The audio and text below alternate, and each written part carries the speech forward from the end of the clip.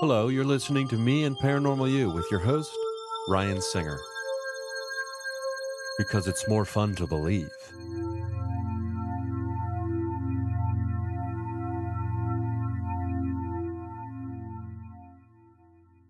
Hey, everybody. Thanks for joining me for another experience of Me and Paranormal You. This is going to be a fun chat today. I got the homie Romie from Rising from the Ashes podcast joining me. I was over, it was just a couple days ago, wasn't it? That, I was doing your show. The conversation that we had, I think we'll probably get into some of this today because you got me all jacked up about it again, was like, some alchemy, Francis Bacon, Fulcanelli kind of stuff. And, all juiced up. We got all juiced up talking about that stuff amongst, who knows where, we went all kinds of places. But so today I want to get into the homie Romie's origins down this path, which has led you to such an idyllic scene. You can see, if you're watching video on YouTube right now, you can see the backdrop that Rose got. It's bonkers. Undisclosed location, by the way, everybody. But just know it's beautiful out there, and you can tell by looking at it. Because I really don't know anything about the young buck, the young homie Romie, and how you ended up where you ended up right now. So I think we can maybe start there. Shit, man. If you are able to divulge this information publicly, I should. Here we go. Well, we'll say, yeah, the conversation the other day was great. I loved it. I actually came up with a shirt design idea the next day. And it is, in fact, it just says "Get Juiced," and it's a book, and a big ass, thick ass book, and it just has a bunch of sigils and some esoterica in it, a raven popping out of the head for the putrefaction. And yeah, man, I was totally vibing out. It was a great time. Truly enjoyed that. So thank you for having me on your show. I don't know what the putrefaction means. So putrefaction is the first true sign of the first step of like the calcination process in alchemy. And so putrefaction, symbolized by a crow's beak, right? Which is why, like, when you tie that to Odin, and Odin's got his ravens and his wolves, and you just look back at all of these theologies and you're like, wow, is every single religion tied to alchemy? Yeah, right. Probably. Well, at first I thought you were saying poocher faction. Like there was a faction of poochers. Like there was a group of poochers. I was like, who are the poocher factions? Okay. So putrefaction. Got it. Oh my gosh. Okay, now I'm back on. Now I'm back on the rails. Poach and pooches. Yeah. So basically the journey. Yeah, it's been a wild ride, man. And I don't even know, like, because it's just such a. Well, let me ask you this: when you were just a tiny country bumpkin or a tiny little kid,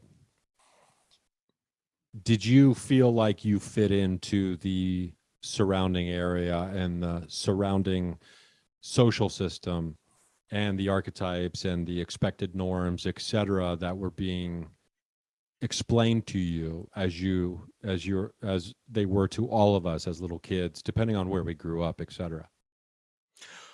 So I absolutely felt at home. And I grew up in the woods of Washington State, out just in the forest. I guess the closest town, I was going to school in this really terrible town. It's a rundown mill town called Longview, Washington. It's on the I-5. And I got out of there as soon as I could. But I actually lived about 45 minutes out of there in the woods, in a haunted house. and I had a lot of experiences with that growing up. But yeah, in a social setting, I absolutely kind of like. I mean, I've always been weird, right? Or like, I got away with class clown, so that was good. But yeah, I was like jumping around. I was actually like, I was kind of popular, like I had a lot of friends because I was just like really energetic. Um, and I had a lot of rage. And so a lot of kids have rage. So like I was able to rage bond with people, but on an emotional level. Um, and yeah, I was pretty wild as a kid, to be honest with you. I was pretty extremely wild. Wild child. Yeah. I don't know Yeah. why when I'm talking to you, Uh, I feel like I just want to start like wild child. Acha! Hey! So okay, so you grow up in a haunted house. This is interesting too. I mean, because this really kind of sets a foundation for mystical belief when we are surrounded by the things that maybe the materialist world tells us, are all fantasy or that of storybook, yet you're experiencing it on a real level at home, whereas the foundation, the base of where you exist from, especially as a kid, because we're not in control of our lives as kids, we're kind of at the whim and fancy of those who are our caretakers. So this is interesting. So this house was okay. So there's some dynamic between that, and me and my mom are actually going to do an episode on this soon because she loves to like just drop Easter eggs on me. 30 years down the road, yeah, like, oh yeah, by the way, I think your grandma, also your dad, were kind of cursed. They had some entities around them that may have been put on by some like curses of sorts. And I was like, what does that mean? And what are you talking about? And why? Why did you wait so damn long to tell me? Not that I didn't know because everything was fucking crazy. But yeah, so I was wild, and I think that had to do with because I was just around a lot of hectic energy. But this property that I grew up on uh, y- had these white shadows, and they were figures for sure, but I couldn't see any actual details of any sort of facial features or anything, but they would be out in the yard and like working. They'd never be in the house. And because this was like kind of like a farmland property. But the things that did happen in the house were interesting and usually pretty scary. Everything on the outside of the house was really calm.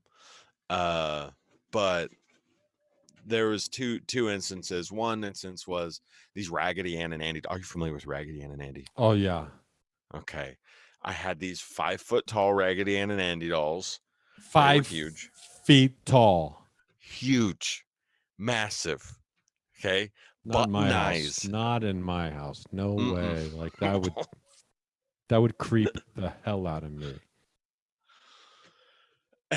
And so there was instances where like I would shut my door and the door would like just like be just a couple inches cracked open, things like that. But the worst parts were the dreams and the nightmares. There was super repetitive dreams of this white room, all white. I would just wake up and it would be all white. And I would be at the other end of the room, and Raggedy Ann and Andy would be at the other end of the room. And it would be a murder scene every night for months. Like I would wake up in like curdling screams and like shrieks, like yeah, and that happened repetitively for a while.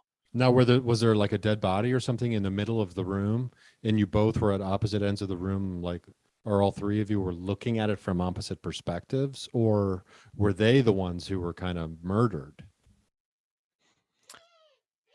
or just had it just had a a little drop in right there from a bird, the or was it you that felt like you were murdered, or the feeling was this was a murder scene? No, they were murdering me. Oh. I was getting brutally murdered every night in my dream by the By dolls. Raggedy Ann and Andy, 5 Yes. foot tall dolls. Yes, and I told my mom, I was like, I don't want these dolls. I need them out of here. I hate them. Your grandma got you those are prized possessions. I'm like, bitch, you out to damn mine. Sorry, I didn't never talk like that. So, anyways, that was a thing, and I also had a very big fear of Chucky gonna climb up the toilet and stab me in the butt. Well, I mean, there was a time, I think, in everyone's life, or especially in the early 90s, there was a really big fear of what's coming up from the toilet, like phase in society. Why? I think one person in some location somewhere had a snake crawl out of their toilet, right? If I'm not mistaken, it was something like that, right? Or Yeah. a rat or a snake came up through their pipe somehow and crawled out from inside into the out of their toilet. And so now everyone is kind of freaked out, like, what's going to come out of my toilet, right? And so it was like there was a very, it became part of like a cultural fear almost, that there were things that would come from your toilet to get you, right? So I think, you're younger than me, so I would not be surprised if, just that general consciousness in the culture kind of found its way seeping into you. And I mean, you got the Raggedy Ann and Andy, they're both redheads. I feel like redheads get a bad rap here, because Chucky is a redhead, Raggedy Ann and Andy are redheads. So it's like Chucky's just a miniature version of these terrifying dolls you have in your house growing up. I'd be interested to look into deeper meaning of like some sort of strange occult background between like doll symbolism and it being some sort of, I don't know, there's a conspiratorial mind finds conspiratorial ways, my brother. So, Yeah. who knows? Yeah, But look and I into the mean, doll manufacturers. Yeah, and if I'm not mistaken, Raggedy Andy, his wardrobe probably wasn't that different than overalls like Chucky had. So, and I wouldn't be surprised if Chucky was in some way based off of Raggedy Andy. Holy shit, freckles, red hair, overalls. And I could be totally wrong about that, but at the same time, I mean, you're naming the thing Raggedy. Like, these dolls didn't have a chance. You know what I mean? They didn't have it. You might as well just named them demonically possessed Dan and Danita. Like, what? Like, that's the best I could come up with, was Dan and Danita with a D. But Danielle probably would have been better. But the idea that you're naming them Raggedy, because Raggedy is not a positive adjective when describing, like, oh, you look so raggedy today. Oh, thank you. That, like, no one ever sits around Baby, thinking, you're thank you. raggedy. So, okay, so you got these dolls. You're getting murdered by dolls. Chucky's going to stab you in the butt from inside your toilet. I mean, when it comes to being a kid and having fears, these are not unreasonable, as far as I'm concerned. So, Thank you. what do you do to, like, as a kid, to like stop being so damn scared all the time, or does it ever end? Well, the thing is like I would be scared, but I would also be at the same time not scared. I was kind of inquisitive, and obviously very imaginative. So, I would have to, a lot of times I would go into the woods and like kind of just play. Like, we would play cafe. Me and a friend would go play cafe where we would serve fake meals to fake people.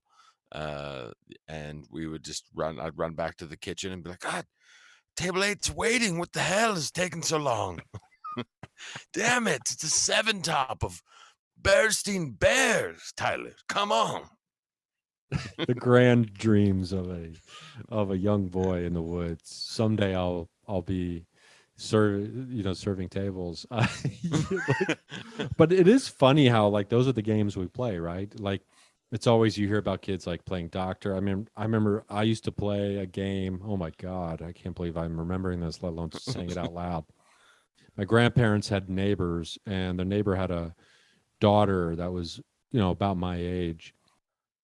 One time my grandpa comes into the basement and gets really upset because we were playing vampire.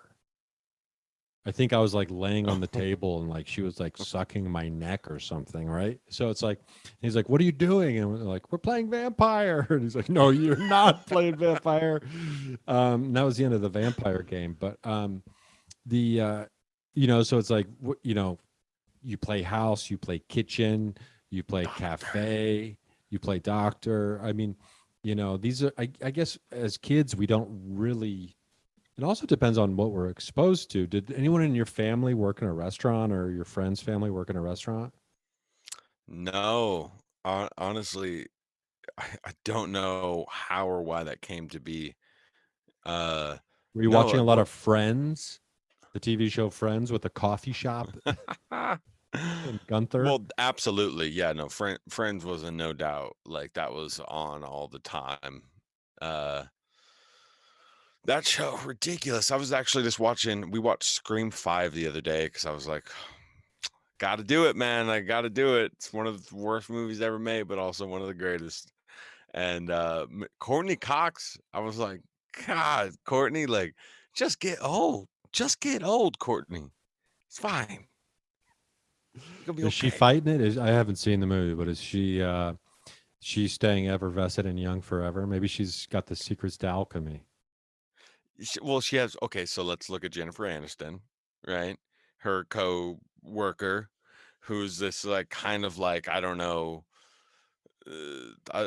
Dare I say?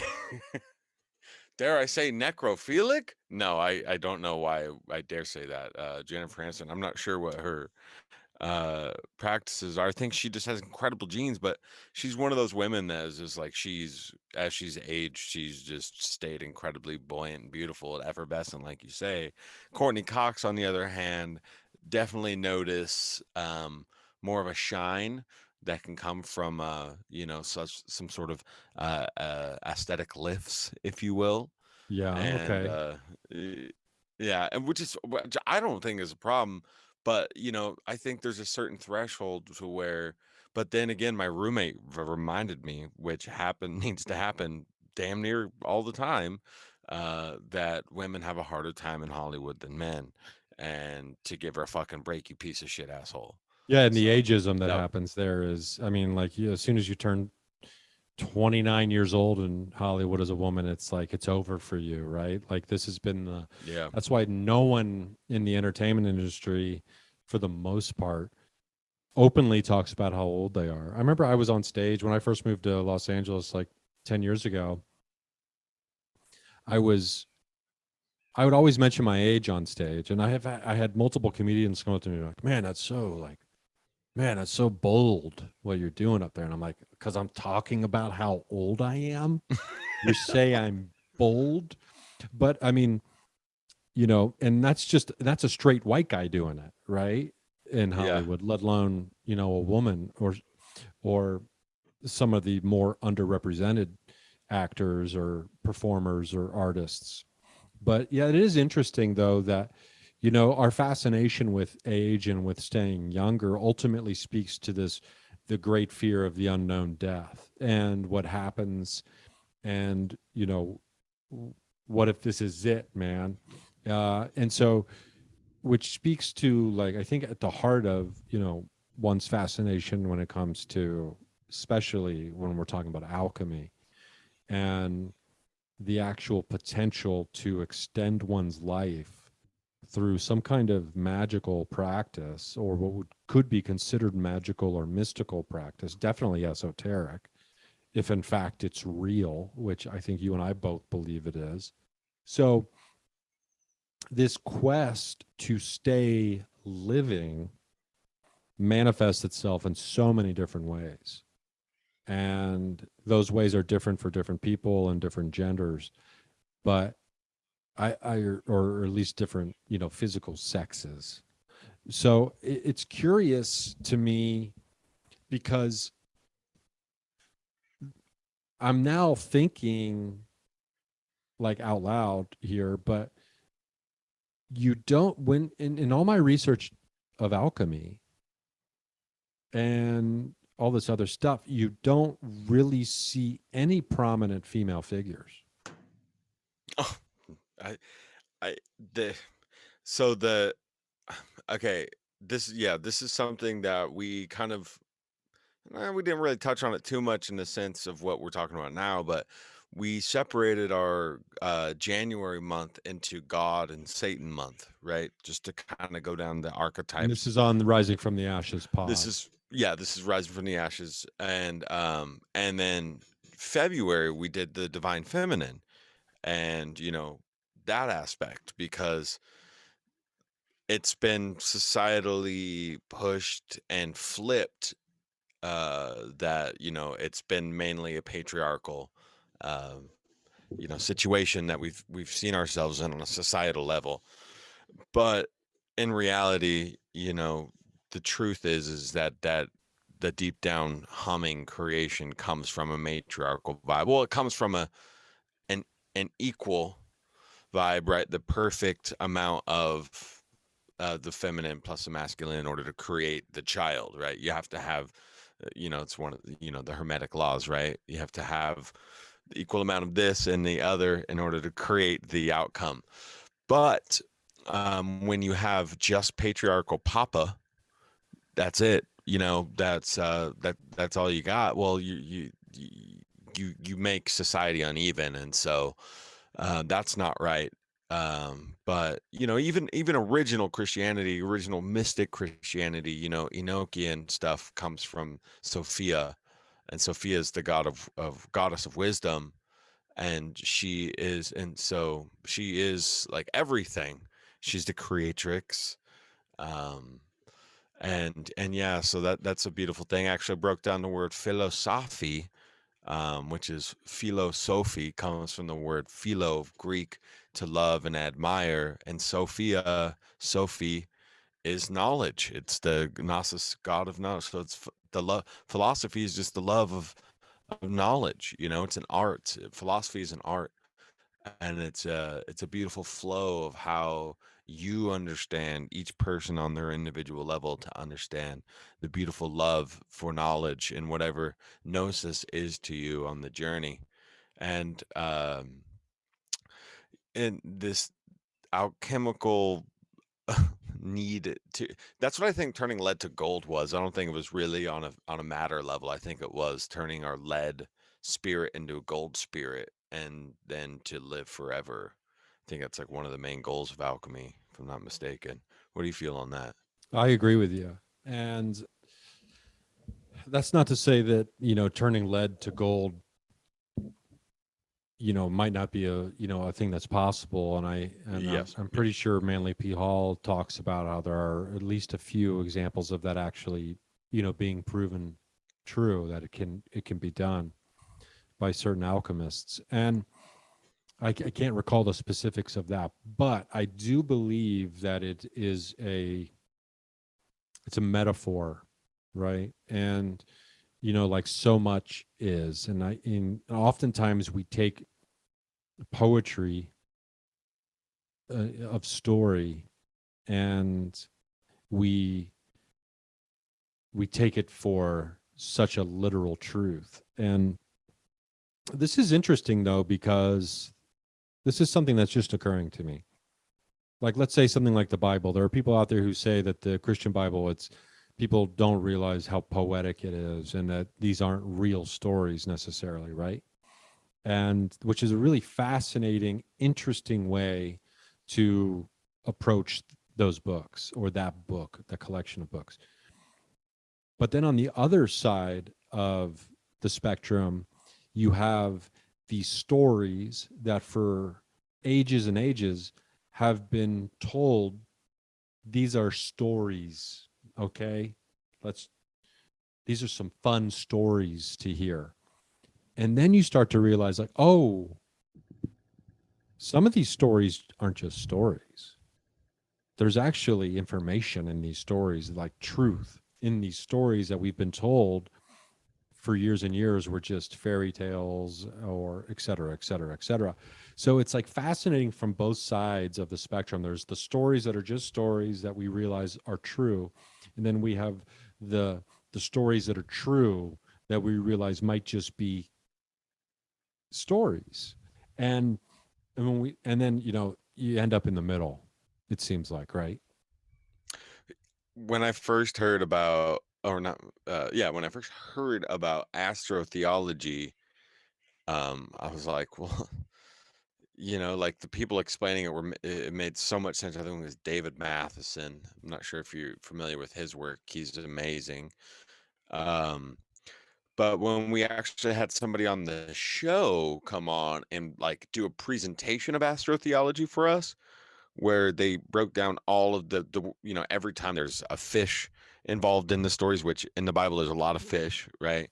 Or there's a donkey, or the water bearing, like the serpent, like any of these sayings that can be compared with the constellations, and then you start to read it in context, and you start to look at the age and the procession, and you're like, wow, it really does line up. Like that would have been the age of Pisces at the time that they were using this fish translation. And so yeah, like it's just baffling to me, the amount of ancient esoterica just in the Bible. I mean, it's an alchemical work. It's absolutely an alchemical work. And another person who does great work on that, um is amazing. Big energy too. His name is Marty Leeds, and he actually just fucking started a Sunday service, which sounds very like Christian, right? To do a Sunday service. But what he's doing is every Sunday he's breaking down a verse of the Bible in an alchemical, in a Gnostic sense, and a geometrical sense. So like in a Kabbalistic sense. And there's people doing this that are way smarter than me, obviously, right? Like I never want, first of all, never claimed to be a smart boy. Um, but yeah, no, but I'm absolutely fascinated with astrotheology, gematria, Kabbalah, um, and my new thing is root language. I am fascinated by root language, man. Like I break down all the words now. I just see a word and I'm just like, oh my God, what is that? Can I tell you one that I just found out yesterday? Yeah, of course. Oh man. Oh, this one really blew my cat back. So on the show this month, we're doing Lost Civilizations and mainly sticking to Atlantis and Lemuria. And so I've been reading one of my favorite books that I got on the Atlantis topic is by this man, Ignatius Donnelly. And Ignatius Donnelly was in the Senate in 1890. I can't remember what state, but yeah. So he was a Fed technically, but he wrote this incredible book called the Atlantis, the Antediluvian World. And on the cover of the book, it looks like the Chicago World Fair that was in 1893, which I don't know if anybody's ever looked up a picture of the Chicago World Fair.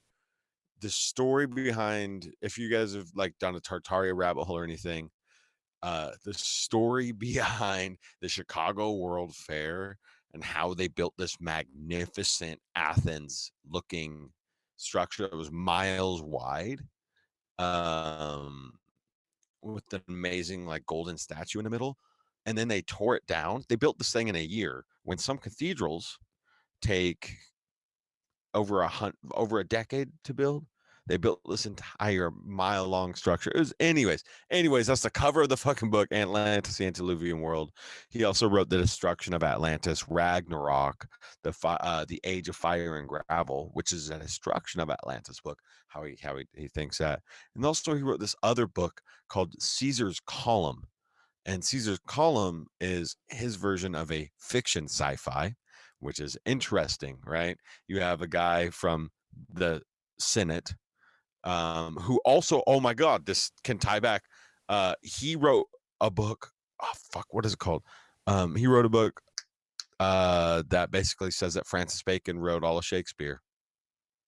Oh, really? Yeah, we talked a lot about that the other day, and that's interesting because you talk about the fish too, and I think about I wish I could remember the name. I can't believe it's Oannes, Oannes, the Fish god. the fish god. And Oh yeah. and so when you get into like finding all this esoterica in the Bible, it really makes sense considering the Bible comes after so many of these other ancient books of wisdom and knowledge, and that it's almost an amalgamation of, and not only an adaptation of so many of these other stories. And I don't know, you might even, I don't know if it necessarily fits, but it sounds like it might. I mean, in today's modern vernacular, someone might refer to it as like cultural appropriation on a mass scale, and they're changing it, and then taking the good guys and making them bad guys, so that the people will over time start worshiping your good guy. So it is interesting once you start realizing all of the connections between the big things in the Bible and even the subtle things, and their connection to ancient wisdom, which has a totally different name in that name differs depending on which aspect may have been borrowed. Yeah, it's like you got to have you got to have the whole series, right? You got to have the Bible, you got to have the Yeah. Vedas, you got to have it all. It's like, okay, now, even though when you read a book, when you read a series of a book, like, if they're a good enough author, like Chronicles of Narnia or something like that, you can pick up almost any of those and kind of just jump right in, and you're like, yeah, sweet, you have a piece of the universe, but you don't have the concept of the whole universe. um but the thing is that they tie together, and so to tie back on earlier, well, let me finish the Ignatius. I got a little sidetracked with the talking about one Ignatius, the guy's book. I was talking about root language, and it's fascinating when you guys just start to. You can go to etymology, or etymology.com, and type in any fucking word you want, and it'll tell you all of the root language. It'll tell you the Pi root languages, Proto Indo-European. It'll tell you all the history of any of that word, and it's fascinating if you're a nerd, right? Which we all are, so it's great. But so I was like, Ignatius. Okay, so I started looking up other famous Ignatius. I found Ignatius. There's three iconic. There's only two. Ignatius Donnelly wasn't compared to these other ones, because you have Ignatius of Loyola, who created the Society of Jesus, otherwise known as the Jesuits. That's Saint Ignatius, I believe, right? Yes. Yeah, exactly. Saint Ignatius. And then there's one more Saint Ignatius from the 2nd century, and that's Saint Ignatius of Rochita, I believe it's called Rochita. And the interesting thing that I thought was crazy was that they were all Scorpios, and they were all born within 2 weeks of each other, October 17th, October 23rd, and November 3rd. And but they were all born centuries apart from each other. You have one from the 2nd century. Loyola, I think, is from the 15th century, and Ignatius Donnelly's from the 19th century, right? And I didn't go too much deeper to find like actual connections. Obviously, it's like centuries years old apart from each other. But the fact that they were all Scorpios, they all were named Ignatius, and then I was like, okay, what's the root language of Ignatius? Look up Ignatius. It means fire. It means ignition. So initiated of the flame. And so like, who knows what's a fucking pseudonym? Right? When you're looking at history, who knows what's a pseudonym, if they were real people or not? Like these right here are things that make me think, because they were all very significant in changing their society, right? In the sense of like whatever their community was at that time. You create the Jesuit order. I mean, needless to say, he was probably the biggest one. Ignatius Donnelly, You know, besides for being a spastic writer and writing a bunch of really cool random shit, he was in the Senate, you know. I'm sure he was a fucking occultist too. Haven't looked too deep into that. But they're all Scorpios and they're all named Ignatius, Ignition of the Flame, you know. I don't fucking know. Like, what's up, dude? Like, that's just crazy, right? Well, I mean, these might be synchronicities, and there also might be, you know, I mean, I don't know the answer to this, and the answer changes from year to year as more and more names are used. But you know, there's only so many names, I suppose, that someone could be named, could be given from, you know, the people who name them or name themselves later. Um, but it is interesting that they all kind of have they have an interesting. Well, two of them became saints, which is pretty fascinating because that's not easy to do. Because I'm pretty sure when it comes to sainthood, the Catholic Church wants you to have, I think it's 3 confirmed miracles in your life. So you typically have to perform 2 or 3 miracles or something like that they can confirm after your death that you're responsible for, essentially, right? So that's obviously the hardest part of probably becoming a saint. Well, not the hardest part, but the hardest part to prove. And then, you know, obviously, although it's like the Baseball Hall of Fame, there's some real dirtbags in there, I'm sure. But, you know, also be like a God-fearing, loving person, at least on paper. That's what they want to present saints as, even though they're just human beings, right?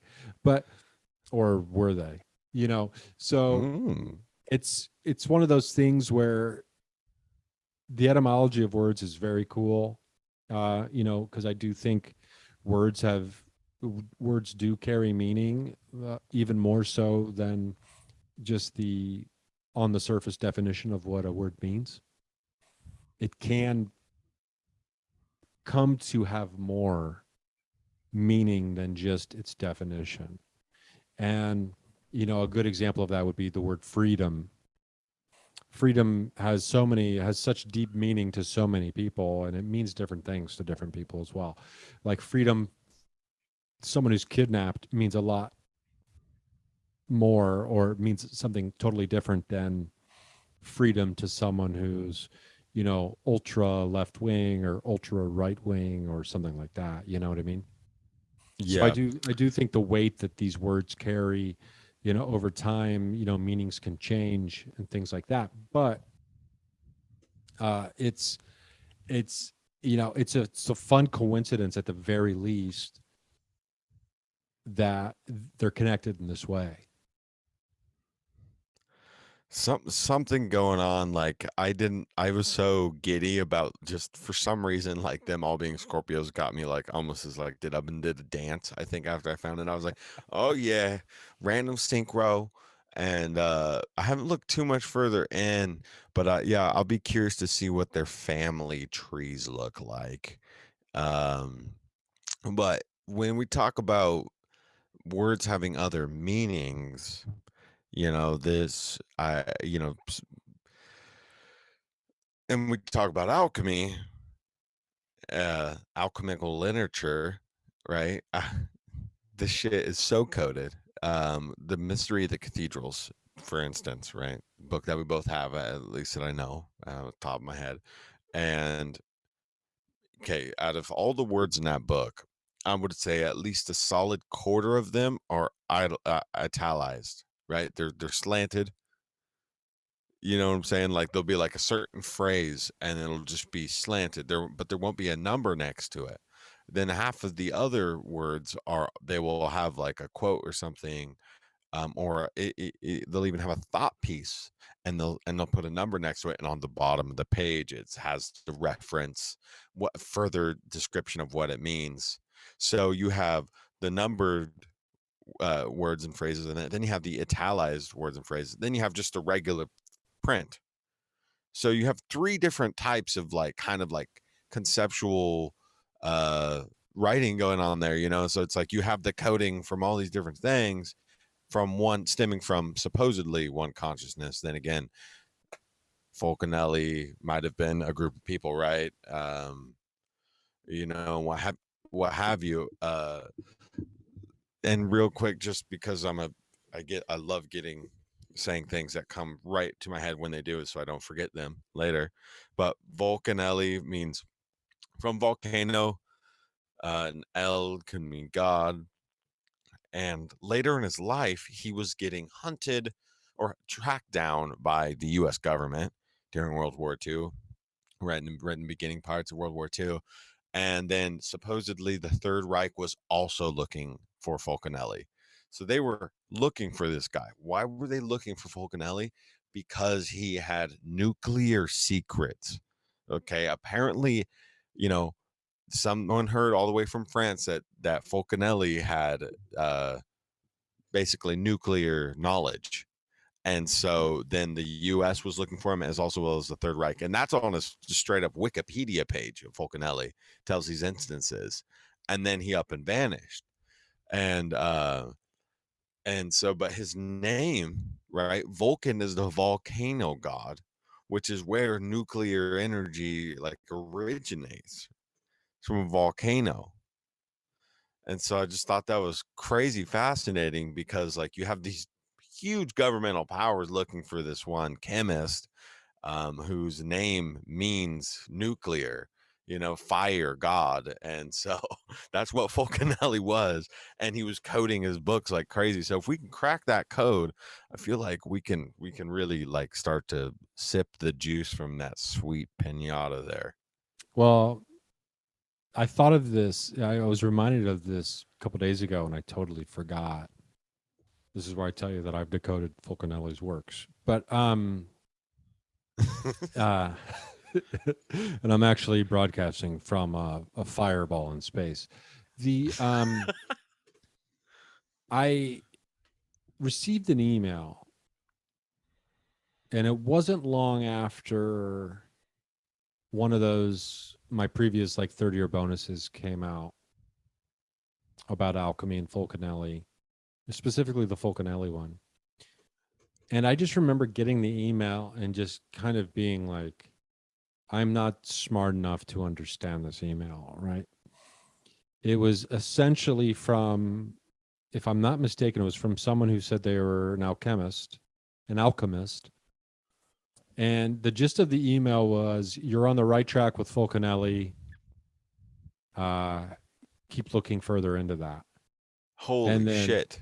And I just remember being like, I don't know if I'm smart enough to do that, man.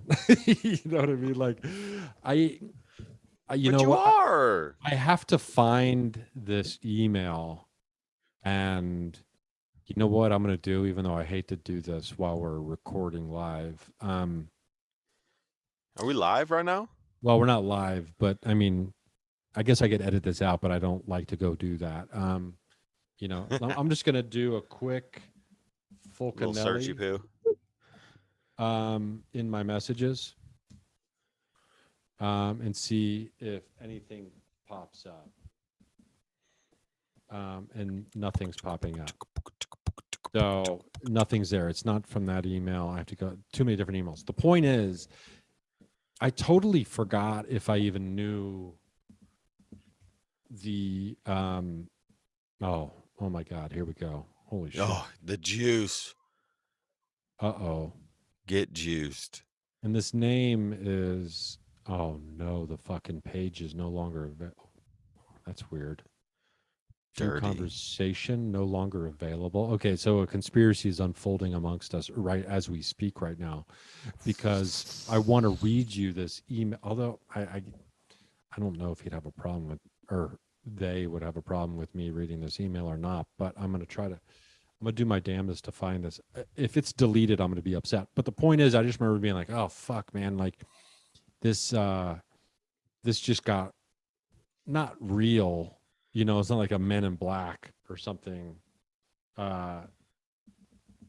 messaged me, but I totally forgot I had it. Why is... I'm surprised they didn't like slip a note under your door, like find you while Found you were it out. Oh my goodness. Okay, you guys ready? Bing. Oh my gosh. It's an alchemist from Colombia. Wow. We were supposed to do an interview. Oh, yo, let me snag Oh them no, deets. no. This person was not interested in doing an interview, but they were interested in having a conversation about alchemy. Let me Oh. just I don't know if I should even read any of this because he said he didn't want to do. Code it. Anagram it. Okay, the Tria Prima. Anyway, we'll talk about this later. Cool. Because it touches on colors and other things. But I'm gonna have to go back. Maybe I might be able to better understand this now. But at that time this was in wait, this was one that, sorry, I'm all over the place right now. Hold on. No, this was last year. Okay. Anyway, the idea though that Fulcanelli is being hunted by the US government and the Third Reich is fascinating, and it makes you wonder. I mean, because then you kind of throw him into the same conversation that Tesla gets thrown in, Nikola Tesla. Yeah. Yes. And the question becomes, this is the questions I have for Fulcanelli. If you're out there listening, and we know you are. Yes, you are. Because you hear everything always at once. I want to know how much of this stuff might be dream related, right? Like as far as receiving information through dreams. And, because I think Tesla talks about it. I mean, there's Niels Bohr, who discovered the structure of the atom through a dream. The song Yesterday, written by Paul McCartney, which is one of my favorite songs of all time, one of the most beautiful songs ever made, came to him in a dream. He woke up and immediately just started playing it and wrote it down. I think messages are communicated with us from the great beyond or through a greater intelligence through the dream world. And I think once we can start reflecting that back to this greater intelligence, not in just doing it or creating or building the thing that they wanted us to make, understand, or create, I think once we can show them, we know this is a communication, and now this is a way to, now we are trying to respond with it, as opposed to just kind of be, oh, I was struck with inspiration and I made this thing. But if we can go to the next level and be like, we understand that this was a message, and we understand that this came from something outside of myself that is somehow yet still connected to me, I think we can get to the next part of the conversation, right? And get past the greetings, so to speak. But and I suspect that Fulcanelli might be one of these people who potentially was receiving, the nomenclature today. A lot of people, they refer to it as downloads. Oh, it's getting downloads. Getting downloads in dreams. So, where do you stand on the dream download, or the information from the great beyond that one person has access to, and if in fact you think that Fulcanelli might have not even been just a typical human being anyway to get those kind of downloads? I'm a big fan of I'm a big fan of that. There's this goddess, I think her name is just straight up Akasha, and it's where the Akashic records comes from. And Sophie is his god of wisdom, and I've had enough experiences of my own to basically confirm that there is, right, there is these versions of ourselves that are happening all the time. Some call it the multiverse, right, where there's the beautiful goodness of being able to create a choice. Signifies in science that there is a multiverse, because you have due to some awesome physicists say that. Now, it's not yet in the full mainstream of science, but they did just do Project Gateway, which is awesome. Project Gateway is basically the federal government did a project on astral projection, and it's affirming that that is very real and that the consciousness is real like that. So as far as much credit as you want to give the federal government for that, but anywho, I lived on the big island of Hawaii for almost 10 years, and there is a major ley line down in South Point, down by Kau, and that's close to where the volcano is. And man, I've had so many experiences. Like, I've had a lot of transcendental experiences, um and I've had a lot of downloads, and synchronicities happen. And so, like, there's no fucking doubt in my mind. And also, we had the blessing of having an interview the other day with this woman named Sarah Berkshire, I believe. She wrote a book called The Hypnotist Guide to Atlantis. Now, everybody go get it on Audible. It's fucking great. It is mind-blowing. Hold that thought real quick. Yes. Give me just a couple minutes. I'm going to be right back. I'm just going to No pause worries. this. So, the Hypnotist Atlanta. Sorry, I'm back. I had an emergency. What was the book called? The Hypnotist Atlanta. The hypnotist journey to Atlantis. Oh, okay. Yeah, and it's amazing. I mean, we actually got this interview last minute because we had somebody back out for our Atlantis month. And so my partner Dan, he found this lady, and so he's like, dude, she has a book on Audible, go get it. I get it because I'm fucking obsessed with Audible.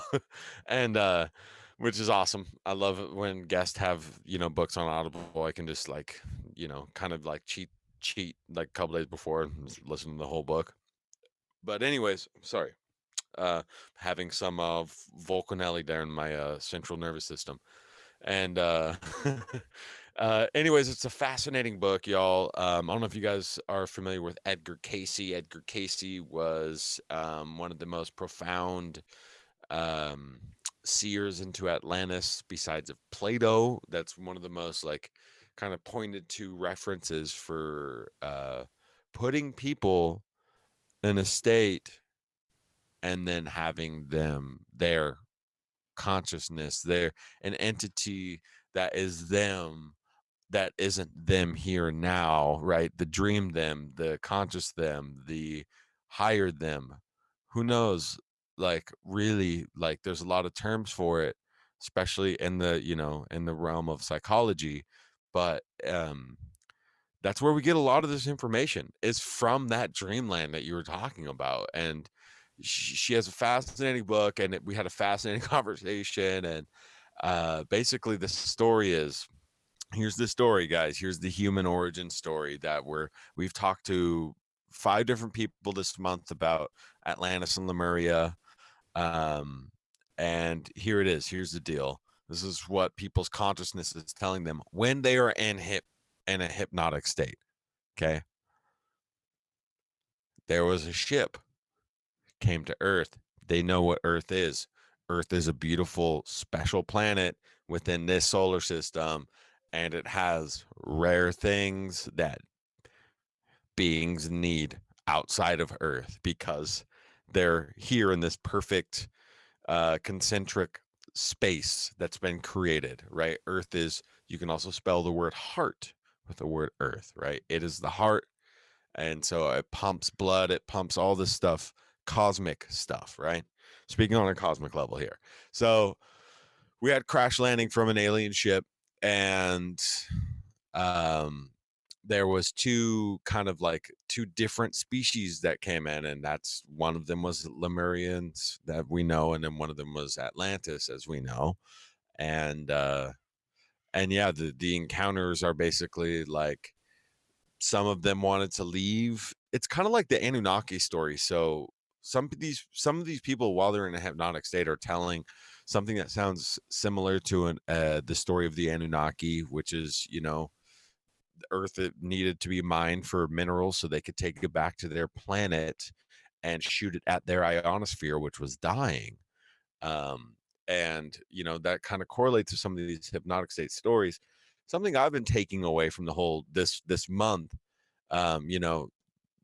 and all of the histories, we go back to finding these two supposed lands, right? And it could be a conception of a time in history, or it could be a physical place on Earth. Atlantis could have very well been a time in history. In the northern Theos, Atlantis is all land ice. It's at a time period when all the land was ice.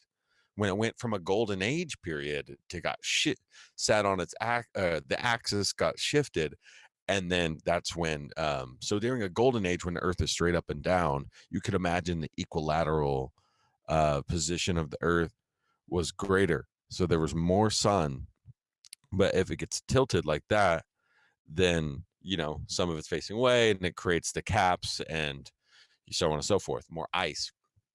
And anywho, what I thought was an interesting takeaway that I'm taking away, we're having a group roundtable show tomorrow, so I'm kind of like working up for that.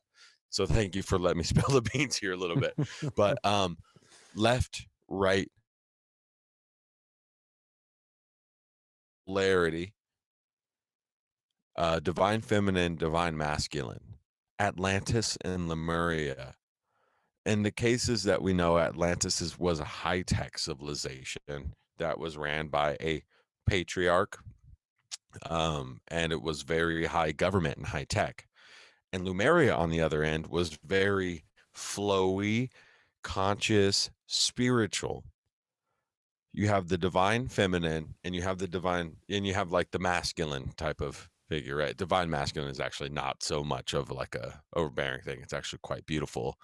But either way, you have like the papa and you have the mama, and then when you put them together, you have society.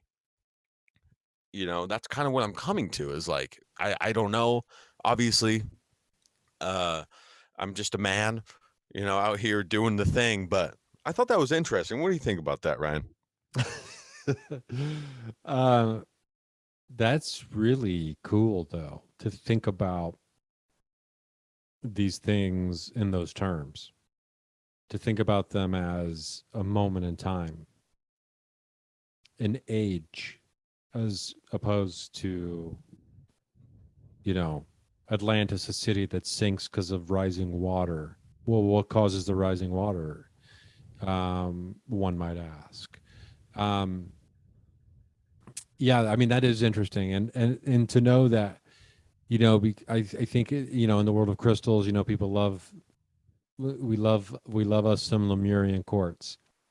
And, you get the right Lemurian piece. quartz. There's, apparently Lemurian quartz holds, the history of all knowledge, from the Lemurians inside of it. Can I touch on that real quick? Sure. That lady, Sarah, she talks about in her book, you guys got to check this shit out, these Lemurian crystals that are red. Are Lemurian quartz red by chance? I'm not sure if they ever show up as red, but it's pretty much, from the way I've seen them, they're typically clear quartz. Okay. And so the story is that there was these crystals, and that's kind of what the Atlanteans were after. There's like these really powerful, very rare red crystals that the Lemurians had access to, and the Atlanteans were obsessed with technology, and they needed that because they could use it and grind it up and put it into vaccines. And apparently they were doing vaccines and things back in the Atlantean days. It's and actually, there, I don't know if you I try not to say too hip on politics because it's quite depressing, but Dugin, which is like Putin's right hand man, he's like a philosopher. His name is Alexander Dugin. He calls the West Atlantis, and that he's basically touching on the fact that in the Atlantean paradigm, that Atlantean society crumbled, and they crumbled the world is because of their overarching type of capitalism and overreaching power and so on and so forth. But I mean, I think that tracks. I mean, depending on, there's so many different narratives coming from so many different directions. And it's the beauty of the information age in the internet, and is that we have access, like you and I, I'm sure we probably would have met somewhere in a field or on a mountain, but we meet through the internet, right? And there's so many different people telling really fascinating, compelling stories, and so many of them intersect, seemingly from completely random starting points. Yes. And and a lot of them is the UFO and the aliens, and are there man-made UFOs versus true actual UFOs from alien civilizations, etc., and what are they doing here, and why are they hanging out so peacefully, and according to most people, and most people like me think, well, it's because they have no intention of trying to enslave the human race, or they would have done that already. And then some people will say, well, there's reptilians here that are actually trying to do that. And then so it's like, okay, let's take a break. But what you get down to is you get to this common theme that is being told, whether it's through documentaries like the Sir No Face series, or Dr. Stephen Greer, or some other people who are telling these stories about the big mistakes human beings are making on the planet, right? And the message of love, conservation, and sustainability and eco-friendliness that overwhelmingly seem to come through in the messages, whether it's people channeling source or whether it's people having encounters with extraterrestrials. The message is loud and clear, right? And it would seem to combat against the Atlantic or the Atlantean point of view of progress at all costs, progress. And what you have is a destruction to build what some people mistakenly believe is what needs to be built. And they're not wrong when it comes to understanding what needs to be built to maintain their own power structure. And I mean, I think the Egyptian Spring was a great example of when enough people have had enough shit, if everyone just walks out into the street, shit changes real fast. And there are people who are like, well, that was the global elite incited that through propaganda because they didn't like Egyptian leadership at the time, blah blah blah. Well, okay, all that aside, what we saw was the power of community and the power of the people, right? If everyone in Russia took to the streets, if everyone in the United States took to the streets simultaneously and said, we're not leaving until shit goes green and everything else, we're not having it anymore, things change quite quickly, right? Now, can you convince people to do that? That's the beautiful thing about capitalism, is it makes everyone think they have a chance, a shot at being the rich guy. And whether don't that's, get in their fucking way, or else you're the enemy. And it's what's strange to me, and not to make this a political discussion, but I think it's more of a philosophical discussion. The people who most vehemently defend capitalism aren't the people at the top. That's what has always kind of struck me as odd when I have, friendly arguments with people about socialism or whatever versus capitalism.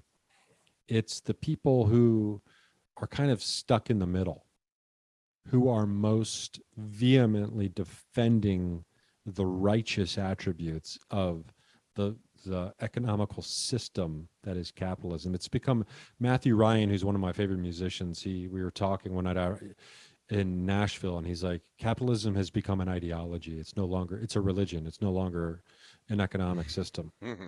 And I think no one has ever said something more true to me in my entire life. But but if you frame that as like the Atlanteans we're kind of coming from that perspective, right? And you know, that's not to say Dugan is right or necessarily wrong, you know, about his positions and, you know, whatever the fuck he's doing with Putin, who knows? Yeah, I'm not gonna lie, Dugan is pretty next level. Like, I I bring him up only because yeah, like we had a guest on last night that was just like, this guy is one of those guys where it just gets on. He could flip through decades like a Rolodex. You're like, so what happened in the year 400? And he's just like, well, and then it goes on for a fucking hour. But he had on Dugan on his show, and I thought that was pretty extreme because this guy's very like, you know, blah blah blah. And I was wondering how he kept himself contained. Um, and so I had to go listen to that this morning, and I was just like, man, like Russia is on some other shit, dude. They're on some other shit.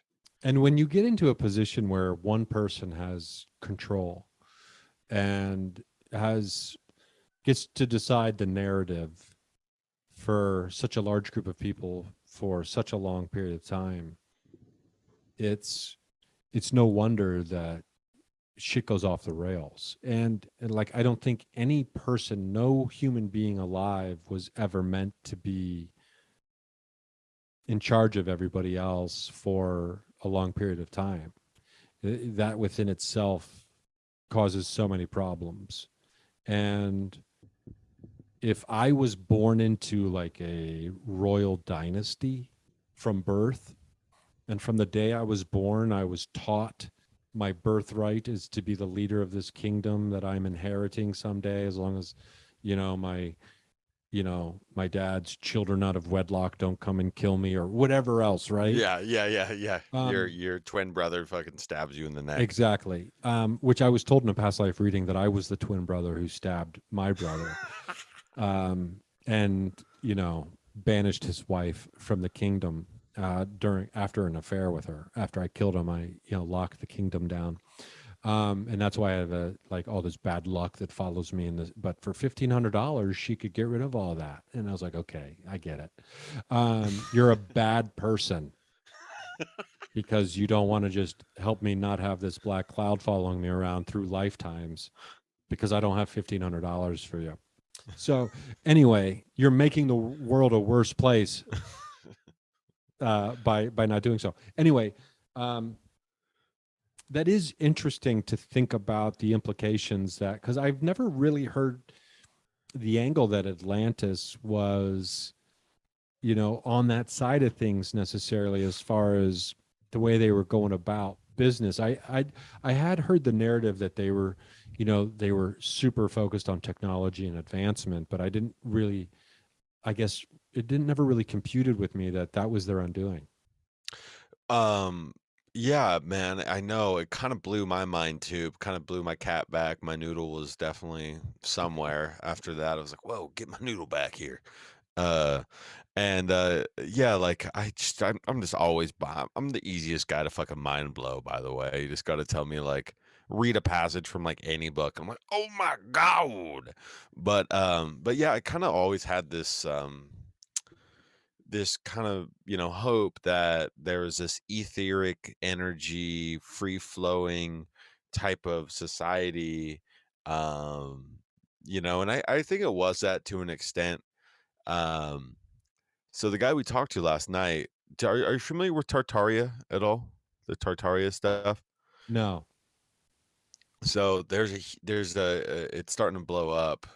2018, Putin released some Russian history documents out of the vault, out of their secret history vault, I guess. Which, let me tell you guys, every country has one, right?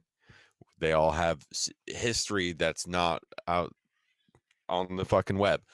And in 2018, there was this flood of the Tartarian Empire. No one's ever heard of the Tartarian Empire. We know tartar sauce.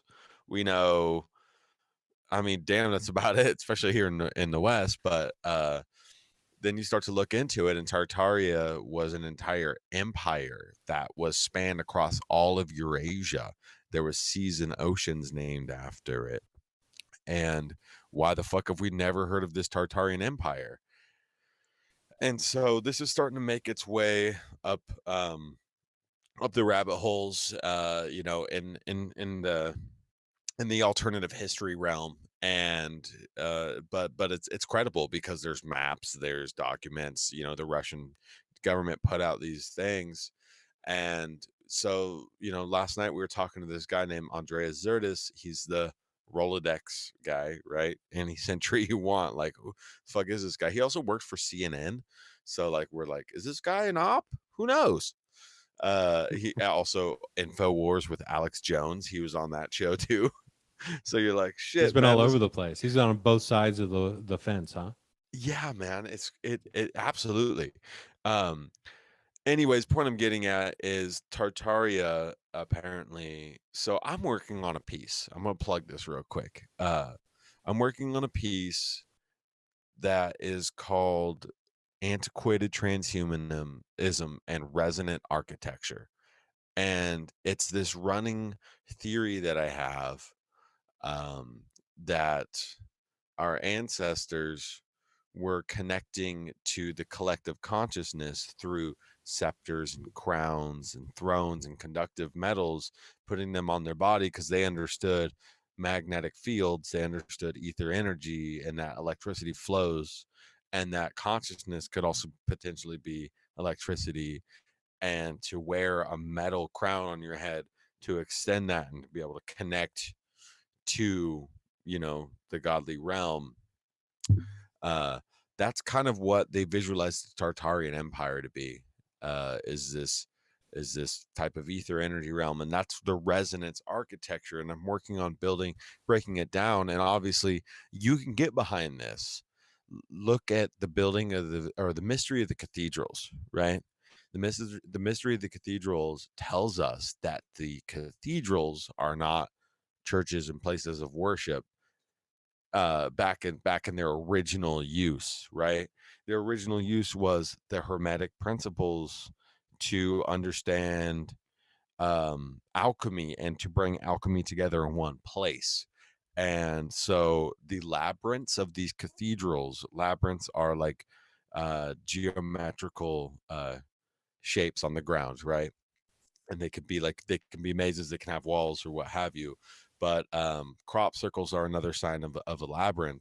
What a labyrinth is it's actually it's like a resonant shape. So like when you put a laser on a balloon on a speaker, and if you play a C note, right, it shakes the speaker, and then on the laser shoots a symbol, right, or a sign, and that's the sign of the C major, right? Every sound has resonance, so on and so forth. So geometry, sacred geometry, comes from resonance, and then it creates that specific shape. Labyrinths are on the ground. So think about these old specific types of architecture that have large spires.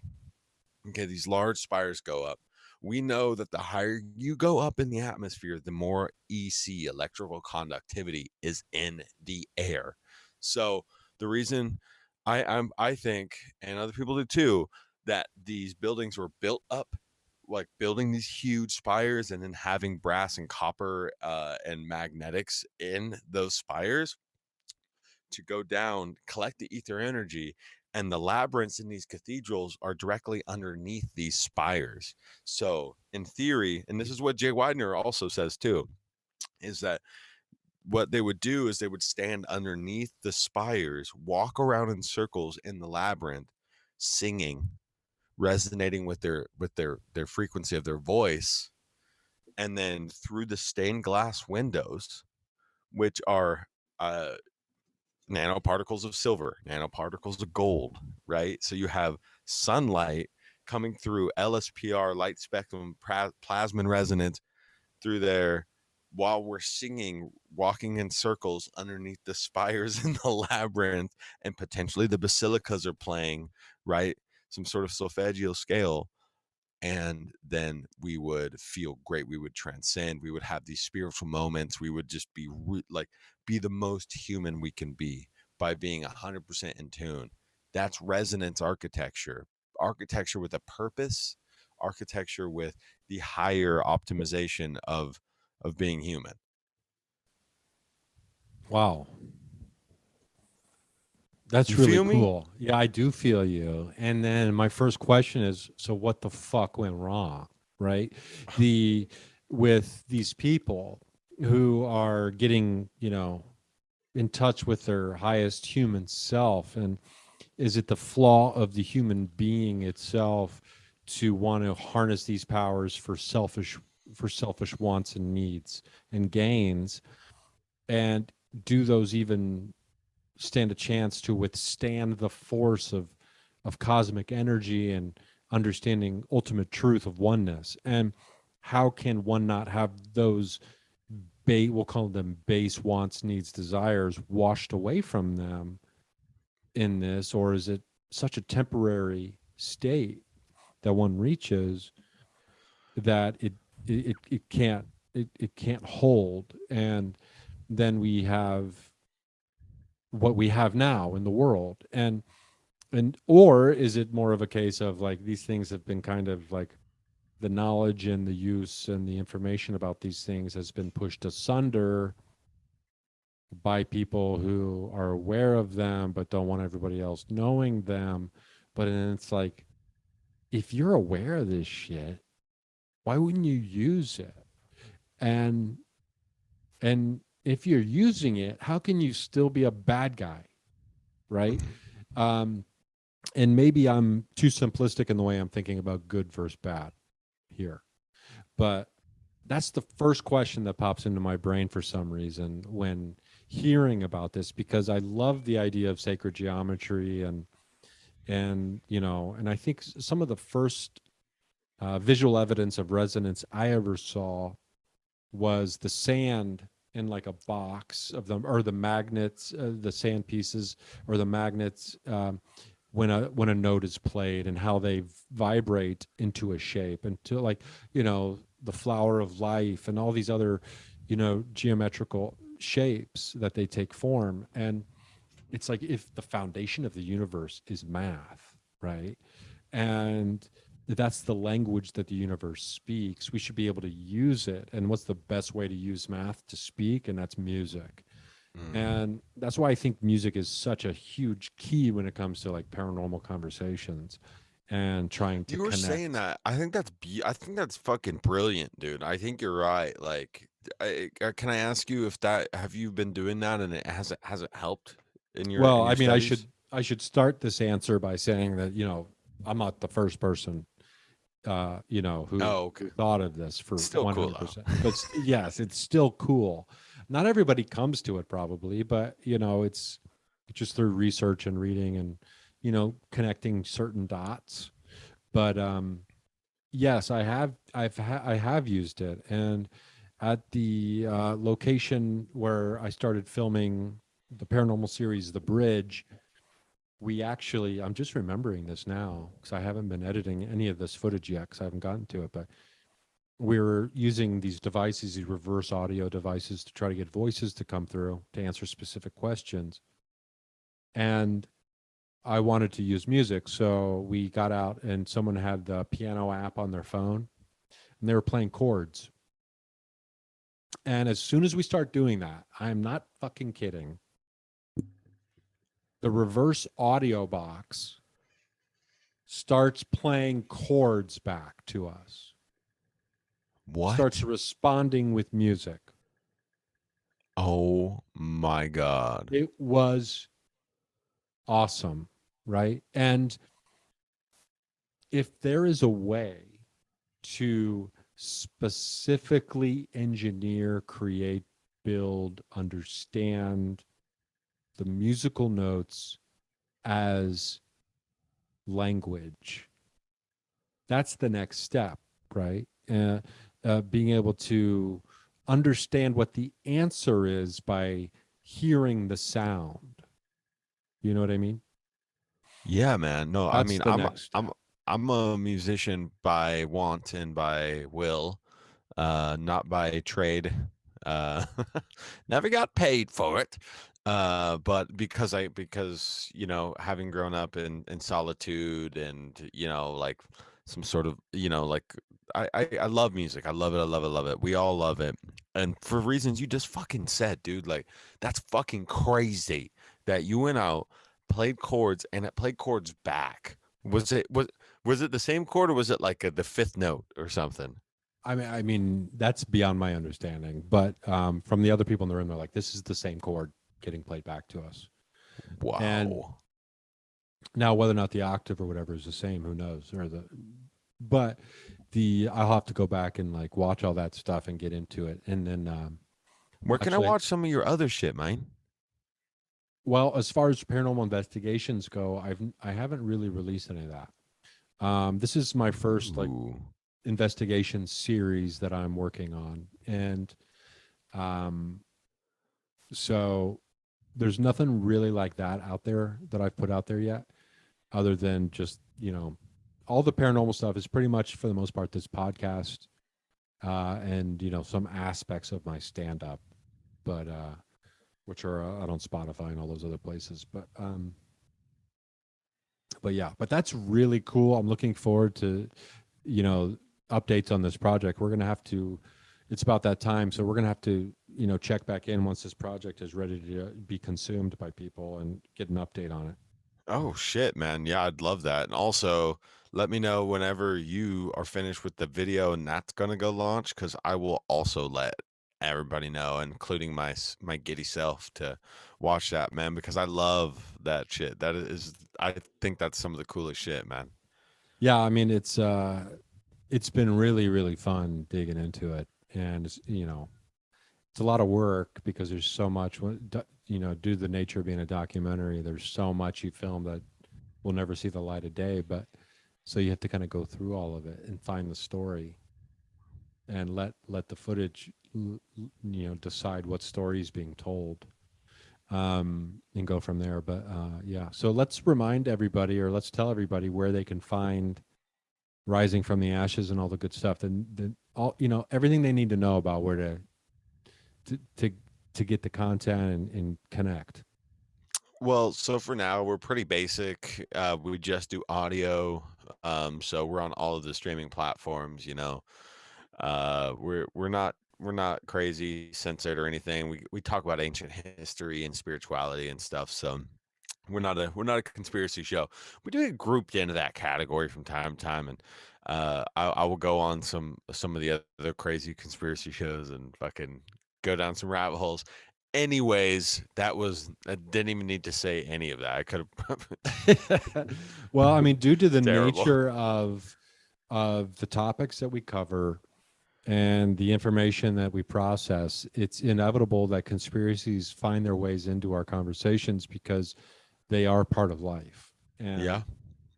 And conspiracies are real. Conspiracy theories are not always right.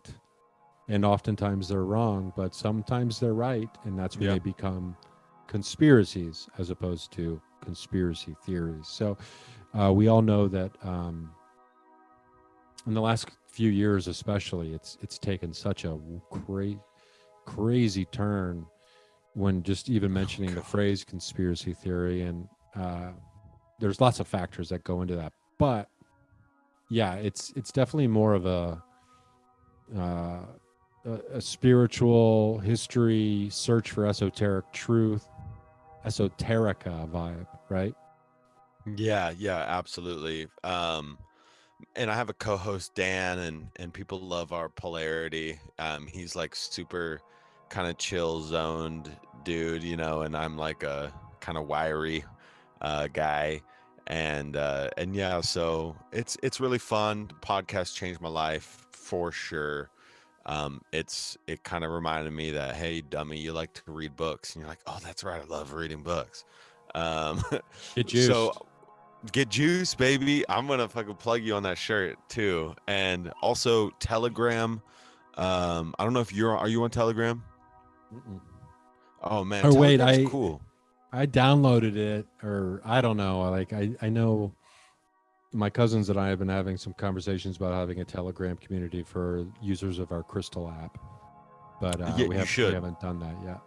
It's blowing up. You can get a bunch of people, and like then you have a community of of people that are behind it, and it's like a really easy platform. It's not like Facebook where you can get all these pages. It's just a feed. It's really easy on the eyes. It's nice. I like it. You can find us over there, Rising from the Ashes. Weaving Spiders, welcome on Saturday nights, which I want to see if you wanted to come on too one of these Saturday nights. It's pretty crazy though. We go from like 7 p.m. till about 1 in the morning, but it's like you pop in, pop out, it's whatever, but it's a bunch of weavers. Tracy Twyman, late Sean Alger, which is a strange way to say that. Sometimes I say things so strangely. Anywho, next month in April, we're focusing on Tartaria and ancient Americas. So we're going from Atlantis, Lemuria, deep dive into a deep dive of Tartaria. So if you guys want to know more about that, come check it out. Say what up. Join the Telegram. Spread the information, man. That's what it's about. Like, if this information is being suppressed for any reason, then the number one thing we can do to enlighten ourselves and our family and our community is to just share the information in a cool, calm, collective manner. That's what it's about. No diggity, no doubt. Homie Romie. Hey, thank you, Ryan. This has been awesome, dude. This was fun, buddy. I appreciate it.